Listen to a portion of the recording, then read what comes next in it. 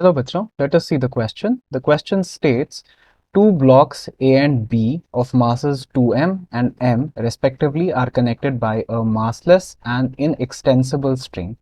The whole system is suspended by a massless spring as shown in the figure. The magnitudes of the acceleration of A and B immediately after the string is cut are respectively. So let us see the key concept.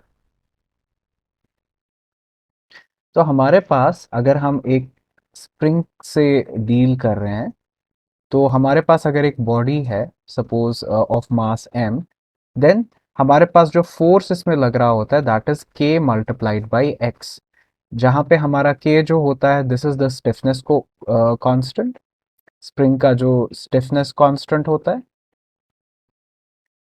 And x हमारा होता है कि हमने spring में कितनी displacement produce कर दी। So अगर हमारे पास m mass and acceleration is a, then we can also equate it as m into a will be equal to k times of x. तो इस कॉन्सेप्ट का हम यूज करेंगे इस क्वेश्चन के लिए।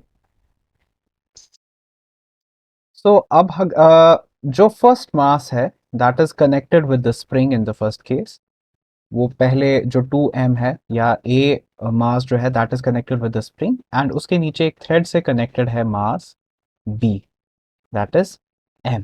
तो अगर हमने इसको कट ऑफ कर दिया है so let us consider the free body diagrams।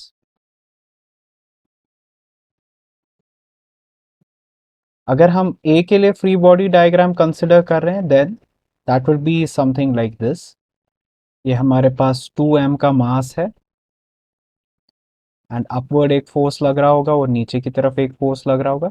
और अगर b के लिए कंसिडर करेंगे तो that will be something like this, m mass जो नीचे की तरफ मूव कर रहा है, that is moving downwards.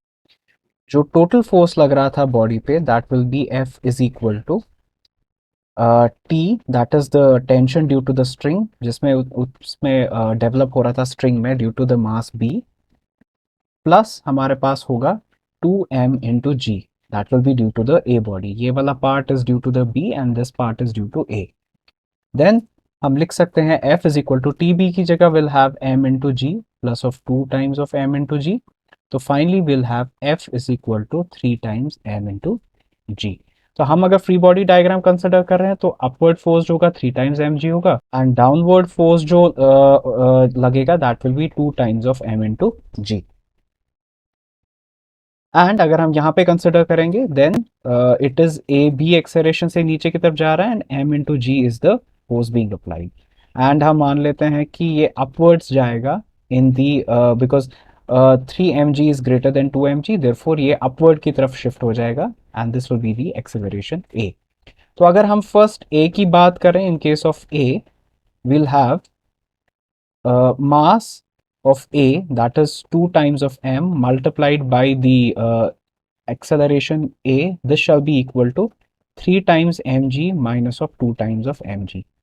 So if we compare it as, it will be 2 times of a will be equal to m into g, m and m will get cancelled, so acceleration which will be produced in a will be g by 2. So on the contrary अगर हम consider करें b के लिए free body diagram के through we'll have acceleration जो downwards produce हो रही है उसमें that will be a b multiplied by the mass हमें force देगा और नीचे की तरफ जो directed होगा that will be mg, m and m will get cancelled तो we'll have a b equal to g। तो हमारे पास अगर हम रेस्पेक्टिवली देखेंगे तो a एंड b के लिए हमारे पास जो एक्सेलरेशंस आ रही हैं that is g by 2 comma g। So our final answer should be option C, g by 2 comma g। I hope you understood it well and best of luck.